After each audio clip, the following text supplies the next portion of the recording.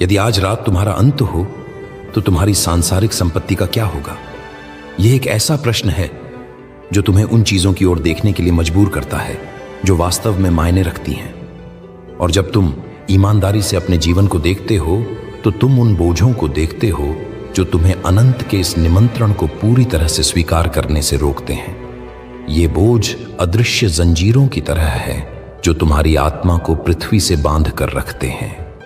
आज हम इनमें से पहली और सबसे आम जंजीर के बारे में बात करेंगे। एक ऐसी जंजीर जो तुम्हारे इस आधुनिक युग में अनगिनत लोगों को, मेरे बच्चों को भी गुलाम बनाए हुए है। यह ऋण का बंधन है। अब हम उस बोझ के बारे में बात करते हैं जो तुम्हारे इस युग में कई लोगों की आत्मा पर एक भारी ठंडे पत्थर की तरह बैठ गया है। मैं रोहन नाम के एक युवक को देखता हूं। शायद वह यहीं कहीं भीड़ में है या पटना की किसी गली में अपने घर में अकेला इस आवाज को सुन रहा है। रोहन एक अच्छा लड़का है। वह अपने परिवार से प्यार करता है, वह मेहनती है, लेकिन वह एक जाल में फंसा हुआ है। वह अपनी स्क्रीन पर चमकते हुए नंबरों को देखता है।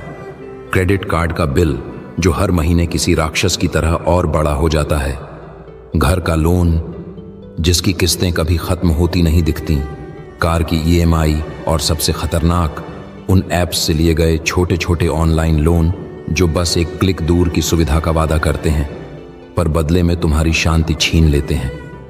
ये लोन आसानी से मिल तो जाते हैं पर एक मकड़ी के जाले की तरह उसे धीरे धीरे चुपचाप जकड़ लेते हैं। हर महीने की पहली तारीख उसके लिए खुशी का नहीं बल्कि डर का दिन होता है। उसकी कमाई आने से पहले ही बढ़ चुकी होती है। वह एक ऐसे ट्रेडमिल पर दौड़ रहा है जो कभी बंद नहीं होता, बस हर महीने और तेज होता जाता है। वह और ज्यादा मेहनत करता है, ओवरटाइम करता है, लेकिन वह आगे नहीं बढ़ रहा। वह बस डूबने से बचने की कोशिश कर रहा है। जब उसका फोन बजता है और स्क्रीन पर कोई अनजाना नंबर चमकता है तो उसका दिल जोर से धड़कने लगता है और उसके हाथ ठंडे पड़ जाते हैं। कहीं यह एक और कलेक्शन एजेंट तो नहीं? उसकी आवाज में अब वह आत्मविश्वास नहीं रहा। हर संदेश जो उसके फोन पर आता है उसे चिंतित कर देता है।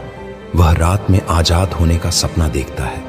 वह एक ऐसी सुबह का सपना देखता है जब उस पर किसी का कोई उधार ना हो, जब वह अपनी कमाई को अपनी मर्जी से खर्च कर सके, जब वह बिना किसी अपराध बोध के अपने बच्चे के लिए एक खिलौना खरीद सके।